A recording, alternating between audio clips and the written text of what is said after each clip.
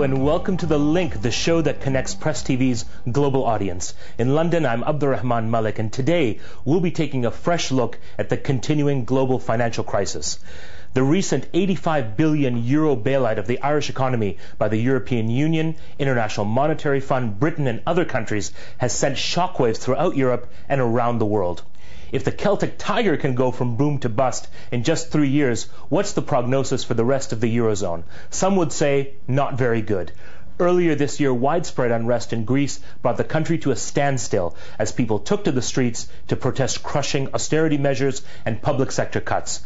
There are worries that the economies of Spain and Portugal will be next to go. Violent protests in France and the UK seem to indicate what's to come, and the Germans are nervous about being the saviors of Europe at a time of economic uncertainty.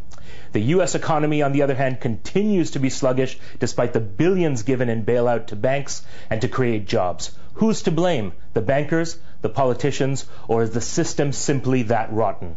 Today, we're asking our guests to look into their crystal balls and give us some sensible answers. Where is this all heading? What does it mean for the rest of the world? What's the impact on common people? And how do we get out of this mess?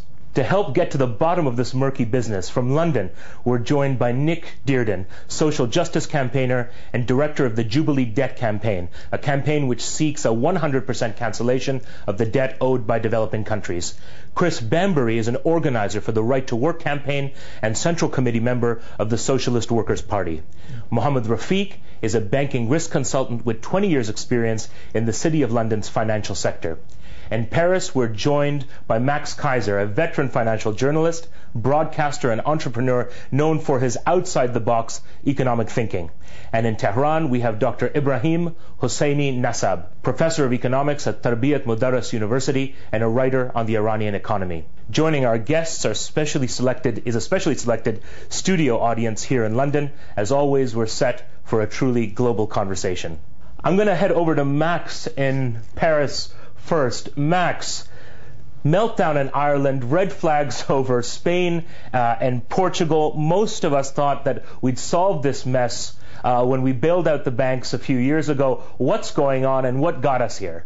Okay, so for the big picture look, basically banks racked up billions and billions of dollars worth of debts over the past 20 years. Starting in 2007, those debts began to no longer be able to be rolled over or refinanced. So the process of trying to push those debts off the bank's balance sheets onto the government's balance sheets began. So in Iceland, they said, no, don't give us your debts. So they declared bankruptcy for those banks. In Ireland, in 2008, the government said, yes, we will backstop all of your debts. So that was a catastrophe. In Greece, they're also taking responsibility for bank debts. That's a catastrophe. But it's basically a tension between private bankers who don't want to pay for their debts. They want the governments to pay their debts, and the governments want the people to pay the bank's debts through austerity measures. And the process seems to have been so frighteningly quick. Just a few years ago, we were talking about the Celtic Tiger and the booming Irish economy and the miracle of Ireland. What's gone wrong? Well, what's gone wrong is that the miracle was illusory because it was built on debt. In the United States, for example, 25 years ago, for every dollar of debt, you could expect maybe $1 of GDP growth. Up until recently, now that number got up to $6 of debt required for every dollar of GDP growth. So this has been a debt monster that's been decades in the making, and it's going to take a long, long time to unwind. Max, do you think the monster is now headed south to Portugal or Spain? Could Britain, France, or Germany be affected? Well, you have to understand that institutions like the IMF are bankrupt. The IMF needs cash, so they go into a country like Ireland to grab that $20 billion on the Irish government's balance sheet and to do what they can to grab the Irish pension funds. This is like a corporate raider during the 1980s doing a leveraged buyout. The IMF is the bankrupt one, not Ireland. The IMF needs the money, not Ireland. They're the ones who are the rapacious predators going around the world looking for easy money. They should be stopped at the borders. Anyone who lets the IMF into their country, you might as well let Osama bin Laden pilot some airplanes into your airport, because it'll have about the same effect. But ultimately, it's the Irish public who are suffering, who are outraged by what is going to result in public sector cuts and a great deal of hardship, not only for months but maybe for years to come. That's right.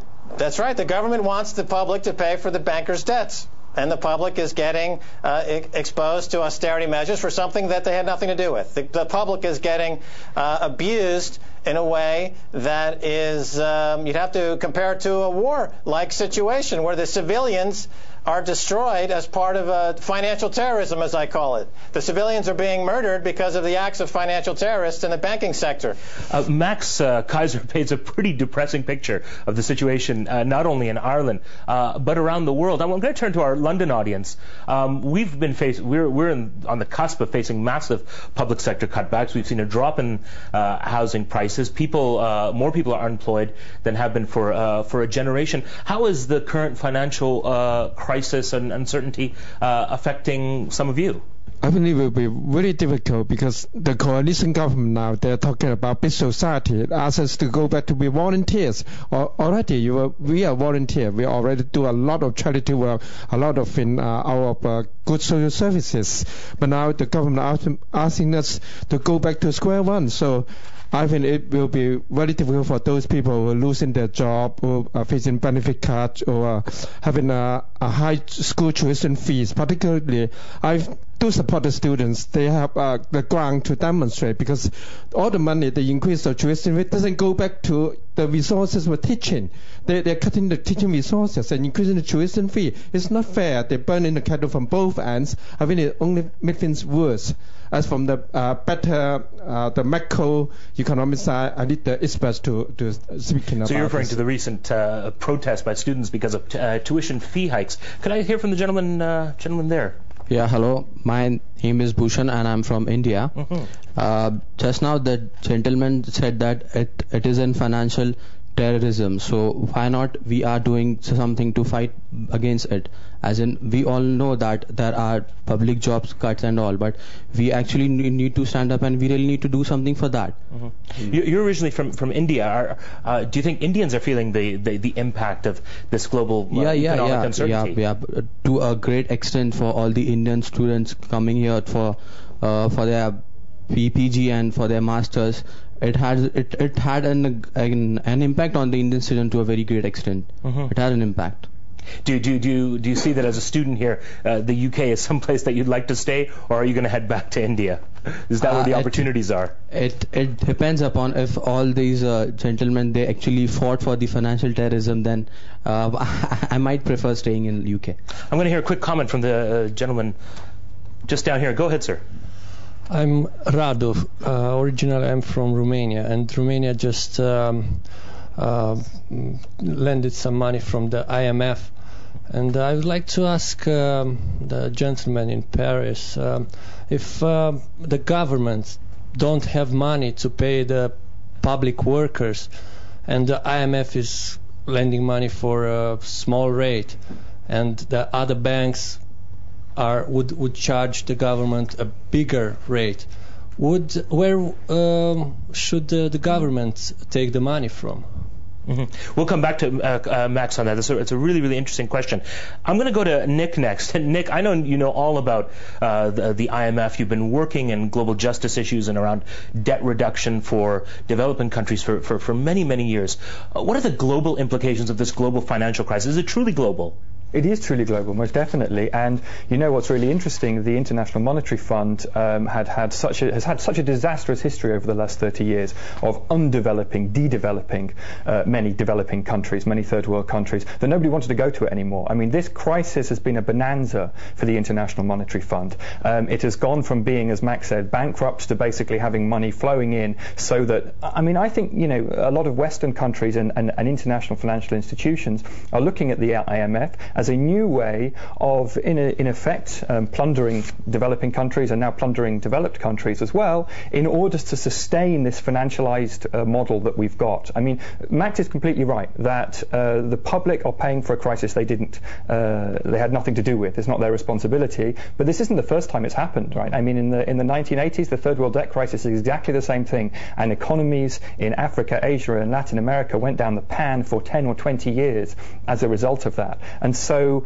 the same thing could happen again in almost any country in the world at the moment, and it's really, really important that people do fight back against that. And what about, particularly in terms of the campaign that you've been involved in, this campaign to drop the debt and to remove this crushing chalice around the neck of so many developing world economies? Are we seeing that crisis deepen, or do you see hope maybe in this financial crisis for some change? It's really variable depending on what countries you're talking about. So there are countries, especially in Southeast Asia, that have had such an appalling time with the IMF in the past. Indonesia, where 10 million people were thrown out of work after the Southeast Asian crisis because of what the IMF told them to do, that they've built up enough reserves now so they don't need to go back to the IMF again because it was such a horrendous experience. But even so, building up those reserves essentially means that money cannot be used to develop their own economies. It's like an insurance policy. And so even there, the global economy and the global financial system does not work for the benefit of ordinary people. In other countries, Tajikistan, for example, and many other countries in developing world countries, I mean, the debt is almost like a death knell to them, basically. I mean, they were already struggling with debt, and the global financial crisis has come along and knocked those economies for six. Chris, you're involved in activism at a street level, mobilizing people. A lot of people are angry about the situation. They think that the system is rotten. But a lot of people feel, well, what choice do governments have now? How would you respond to that? Well, I was in Ireland last week, and 100,000 people demonstrated last Saturday, which in this country would mean several million. But I think most people are looking at this and thinking, why should we pay?